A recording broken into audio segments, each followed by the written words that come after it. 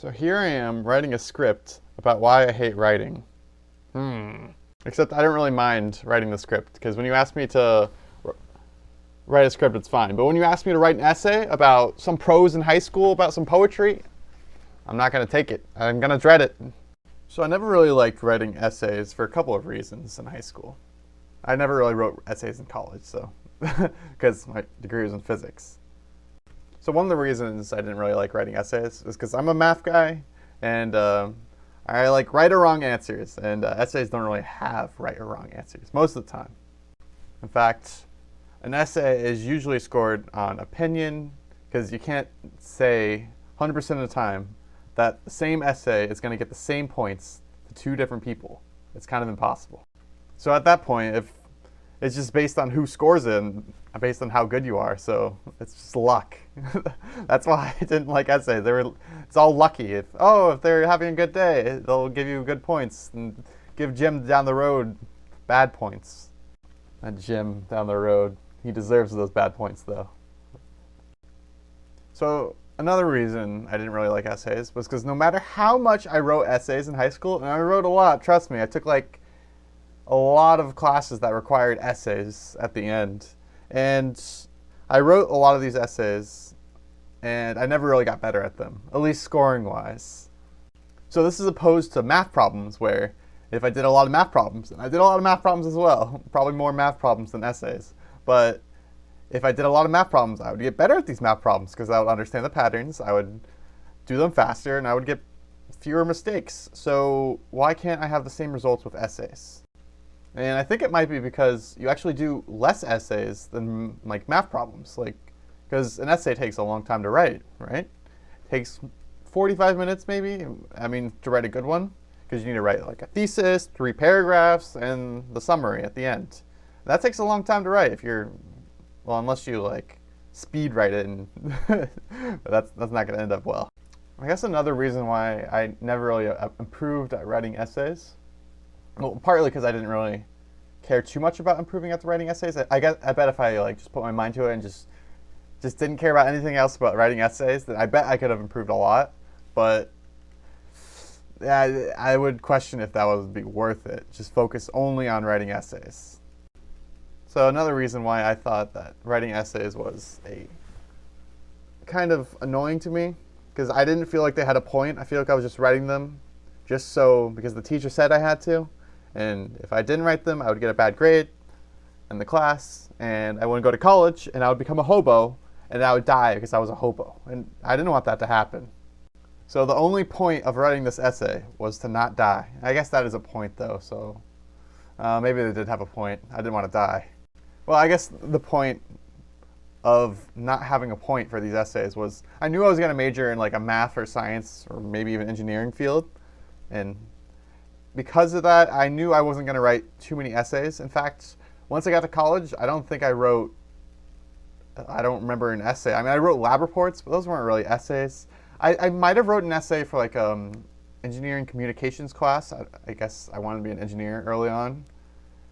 But I don't even think it was much of an essay, if anything. So yeah, a total of like 1 essay for 4 years of college. I'd say that was a good deal. I guess the reason I didn't major in like something requiring these essays was I knew it would be hard to find a job if I majored in something like English. And I didn't really want to go to a law school.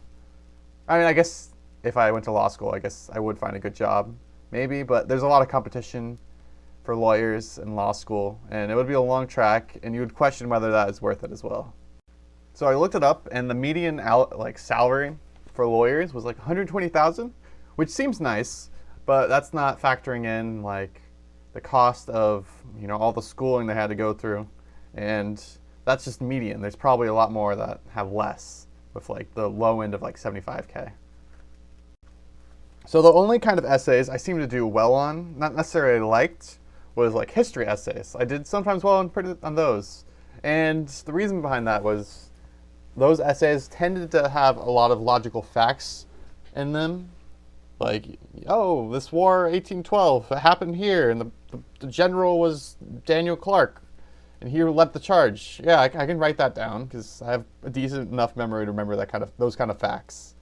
But other than that, if I have to write about opinions, not opinions, no more opinions, then I would just be really angry, and I would just yell in the middle of class, "I'm not writing this essay!" I wouldn't actually do that, but I think some people did. So the history like essays were different than like the ones where you had to like comment on like a quote and write an essay on just one quote alone, like why this quote is the best quote ever. And those kind of essays made me angry, because how am I supposed to write a whole freaking novel essay on just this one quote alone? And teachers were always biased because the longer the essay, the better, and that made you have to write a lot, and it was not fun. Another kind of essay that I thought was kind of torture in high school was the argumentative essay, and that's where you had to like argue a point. So like one side was better than the other for what reason? I think sometimes you could go in the middle, like the Strawman, or I don't remember what the essay in the middle was, where you just argued for both sides, but they usually said that was usually bad. So you have to argue for one side and one side alone, and I never really cared. Well, I mean, I cared about writing the essay, but I didn't really care about writing, or either side, honestly, for the argument. Because both sides kind of seemed bland to me, or they didn't really mean that much in the general grand scheme of things. So one prompt I really remember in high school, because it was like one of those prompts where you're like, why am I writing this? Why am I writing about this? And it was, tell me about whether you agree that honesty is the best policy. And I mean, I wrote the essay. I don't remember like my points, but I don't even remember which side I argued for. But I just remembered that that essay. That's the only essay I remember. Like the only prompt I remember in high school, actually. And it kind of didn't really mean anything. I mean, I think it was like actually I don't know. But anyways, honesty is best policy. Yeah, you can argue for one side, you can argue for another, but I don't see why we're testing to see whether someone can argue for this small little point. Another reason why I didn't really like writing essays in high school was because it felt like no one really cared what I wrote. I mean, if you think about it, teachers have like 5 classes sometimes more, 6, 7, depending on the school. And they have like 20, 25, 30 people per class. So that's 125 essays they have to grade. And let's say they do that every 2 weeks. So that can average about like thousands of essays a year. And if I was doing that, I would go crazy. In fact, I went crazy when I was a teacher, just grading like normal assignments, because it felt like they didn't mean anything. And I mean, they might have meant something to the students, but I didn't feel like they meant much. The teachers, in the end, just wanted the essays to be scored.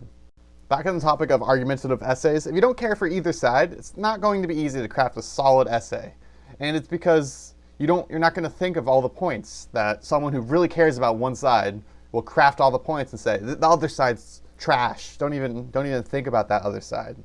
But I think that might have been because when I was in high school, I didn't really care about all that stuff, and a lot of the useless stuff that might care a little bit, or that might like matter a little bit, but not too much.